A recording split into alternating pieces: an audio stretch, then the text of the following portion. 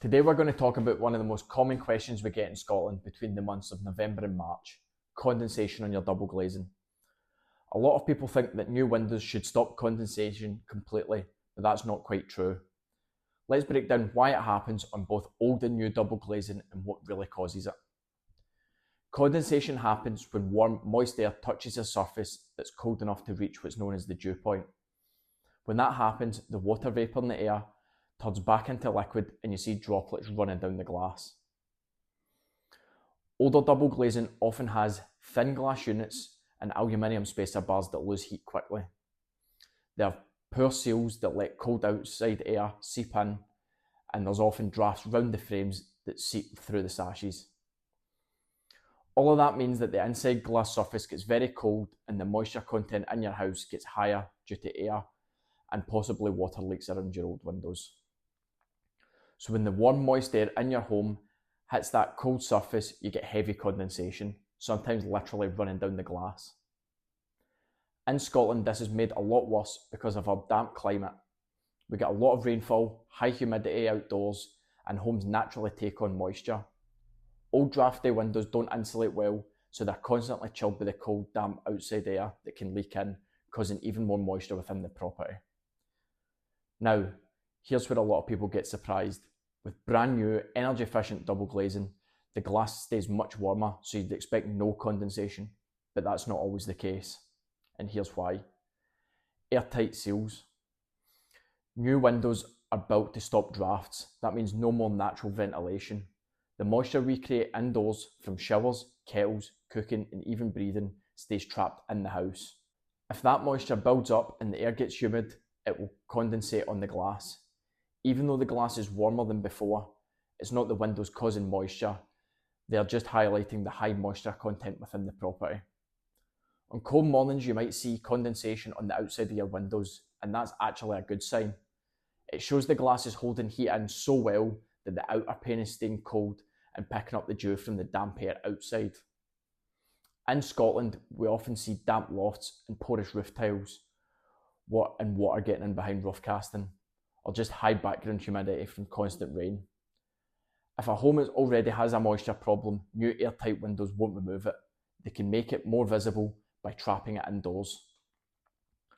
Some of the biggest sources of indoor moisture are showers and baths. A single shower can release up to a litre of water into the air. Cooking in kettles. Steam quickly adds humidity. Drying clothes indoors. Now this is a big one, especially in the winter. And even breathing. A family of 4 can breathe out several litres of moisture every single day. If that moisture isn't managed with proper ventilation, it will settle on the coldest, smoothest surface it can find, and usually the windows is where that is. There can sometimes be other factors within the property, like undiscovered damp issues. For example, lofts can generate lots of moisture if the roof tiles are old. Porous roof tiles can be damp at the back, but not bad enough to bring water into the house. However, it will still raise the moisture content of your house. Sealing your house up nice and tight can show things up like this.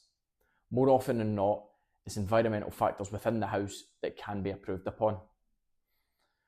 Outside the house, Scotland's climate plays a massive part. High rainfall and damp weather mean that outdoor air often has a high moisture content. Cold nights followed by slightly warmer mornings create the perfect dew point conditions on glass. That combination of cold damp air outside and warm humid air inside is exactly why condensation is such a common issue here. So is condensation a sign that your new windows are faulty? No. In fact, it's quite the opposite. Old windows condensate because they're cold and draughty. New windows condensate because they're airtight and holding heat in.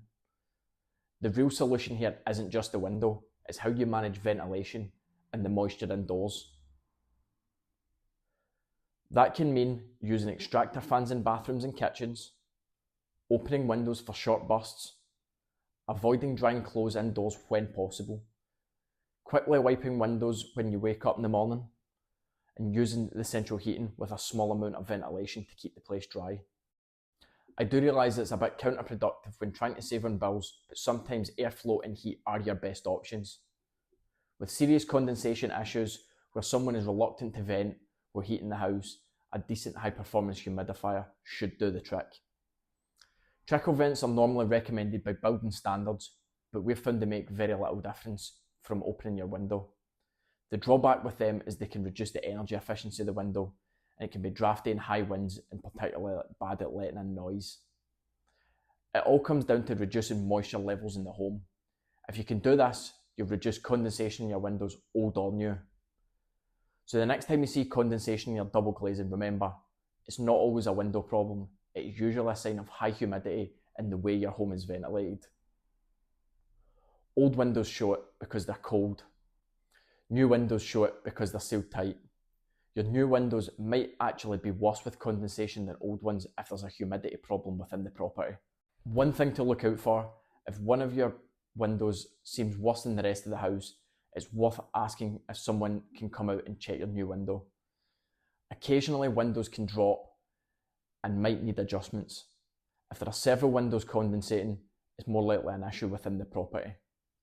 So just to recap, the key is controlling moisture and finding the root cause so you can get the best solution for your property. In most cases, you will never eliminate condensation in Scotland, but you can normally reduce it through things that we recommend in this video.